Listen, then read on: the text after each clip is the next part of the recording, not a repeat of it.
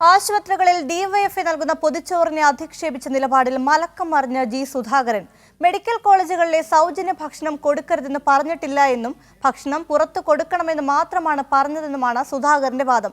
എന്നാൽ മെഡിക്കൽ കോളേജുകളിലെ ഭക്ഷണ വിതരണം തടയണമെന്നായിരുന്നു ഇന്നലെ സുധാകരൻ പറഞ്ഞത്. ഗവൺമെന്റിലെല്ലാം ഓരോ രാഷ്ട്രീയ പാർട്ടികൾ ഷെഡും വെച്ച് കൊടികെട്ടിയിരിക്കുക. മെഡിക്കൽ കോളേജ് ഗവൺമെന്റിന് അന്നദാനം കൊടുക്കുകയാണ്. ഗവൺമെന്റ് ജോലി എന്താ?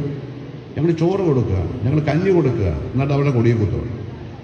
ഇതെല്ലാം നീക്കം ചെയ്യാം. ഒരു പാർട്ടി അവിടെ കയറ്റിക്കൊള്ളാം. പാർട്ടിയിൽപ്പെട്ട മനുഷ്യർ വരാം. അവിടെ പാർട്ടി കളിക്കാൻ വരരുത്. സംഘടനകൾ അവിടെ യാതൊരു ഭക്ഷണവും കൊടുക്കേണ്ട കാര്യമില്ല. ഗവൺമെന്റിൻ്റെ ഉത്തരവാദിത്തമാണ്. ഗവൺമെന്റ് മെഡിക്കൽ കോളേജാണ്. അതൊന്നും ഇനി ഉണ്ടാവരുത് ഞങ്ങൾ പറഞ്ഞിട്ട് പോകുന്നു. പൊതുച്ചേറുമായി ബന്ധപ്പെട്ട് ഞാൻ പറഞ്ഞ കാര്യമല്ലല്ലോ ചർച്ച ചെയ്തത്. ചോറ് കൊടുക്കരുതെന്ന് ആരെങ്കിലും പറയും. സൗജന്യ ഭക്ഷണം പാടില്ലെന്ന് ആര് പറഞ്ഞു? ഞാൻ പറഞ്ഞില്ല. രാഷ്ട്രീയ പാർട്ടികളും മറ്റു സംഘടനകളും അതിനകത്ത് ഷെഡ് കെട്ടി പാചകം ചെയ്യാൻ ഒക്കത്തില്ലെന്ന് തന്നെയാണ് പറഞ്ഞത്. കേരളത്തിലെ ഒരു മെഡിക്കൽ കോളേജിലില്ല. ഉണ്ടെങ്കിൽ പറ. അങ്ങനെയല്ലേ പറയുന്നത്. ഉത്തരവാദിത്തപ്പെട്ട MLA പറയേണ്ടത് മെഡിക്കൽ കോളേജിന്റെ കോമ്പൗണ്ടിനകത്തല്ല അടുക്കള കൂട്ടി അവിടെ പാചകം ചെയ്യാനാണ്. അത് എവിടുത്തെ ഏർപ്പാടാണ്? ജനങ്ങളതൊന്നും ഇഷ്ടപ്പെടുന്നില്ല.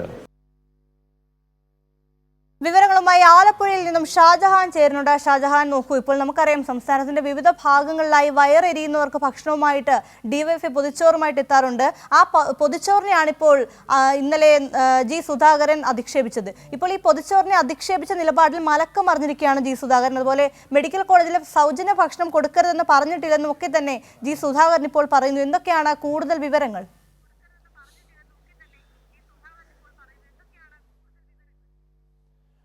തീർച്ചയായിട്ടും നമ്മൾ വളരെ വ്യക്തമായിട്ട് കേട്ടതാണ് ജി സുധാകരൻ്റെ വാക്കുകൾ. അദ്ദേഹം കഴിഞ്ഞ ദിവസം ആലപ്പുഴയിൽ നടന്നൊരു പരിപാടിയിൽ കയ്യടി വാങ്ങുന്നതിന് വേണ്ടിയിട്ടാണ് ഈ ഉച്ചഭക്ഷണത്തിന് എതിരായിട്ട്, അതായത് ഡിവൈഎഫ്ഐ ഉച്ചഭക്ഷണം മാത്രമല്ല അവർ രക്തവും സൗജന്യമായിട്ട് ആശുപത്രിയിൽ കിടക്കുന്ന രോഗികൾക്ക് നൽകാറുണ്ട്.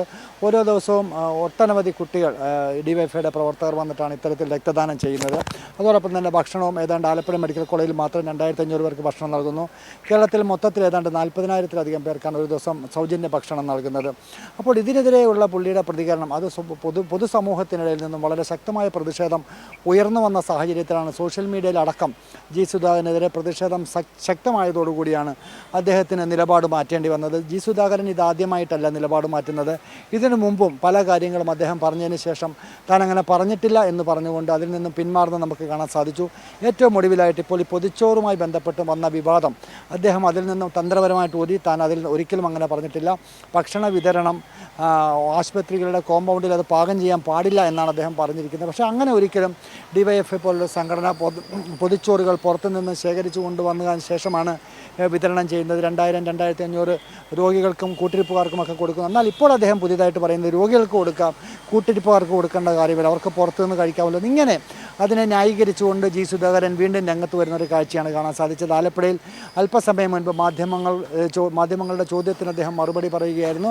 എന്തായാലും വീണ്ടും പൊതുസമൂഹത്തിനിടയിൽ ജി സുധാകരൻ്റെ നിലപാടുകൾ നമുക്കറിയാം. ഇടതുപക്ഷത്തോടൊപ്പം നിന്നതിന് ശേഷം വലതുപക്ഷത്തേക്ക് മാറി ഇടതുപക്ഷത്തെ കുറ്റം പറയുന്നൊരു സ്വഭാവം അദ്ദേഹത്തുണ്ട്. ആ നിലപാട് മാറ്റം ഇപ്പോൾ തൻ്റെ പ്രസ്താവനയിലും വന്നിരിക്കുന്നു. അത് കോൺഗ്രസ് പ്രവർത്തകർക്കിടയിലും UDF-നിടയിൽ നിന്നും സുധാകരനെതിരെ ശക്തമായ പ്രതിഷേധം ഉയർന്നു വന്നിരുന്നു. ഈ സാഹചര്യത്തിലാണ് അദ്ദേഹത്തിന് നിലപാട് മാറ്റേണ്ടി വന്നത്. എന്തായാലും അദ്ദേഹം നിലപാട് മാറ്റിയതുകൊണ്ട് മാത്രം ഈ പ്രശ്നം അവസാനിക്കുമെന്ന് തോന്നുന്നില്ല. കാര്യം ഡിവൈഎഫ്ഐ പോലുള്ള സംഘടനകൾ ഇത് ശക്തമായിട്ട് ഏറ്റെടുത്തിട്ടുണ്ട്. ഇതിനെതിരെ ശക്തമായിട്ടുള്ള പ്രതികരണങ്ങളും പ്രതിഷേധങ്ങളും ഒക്കെ തന്നെ വരും ദിവസങ്ങളുണ്ടാവും.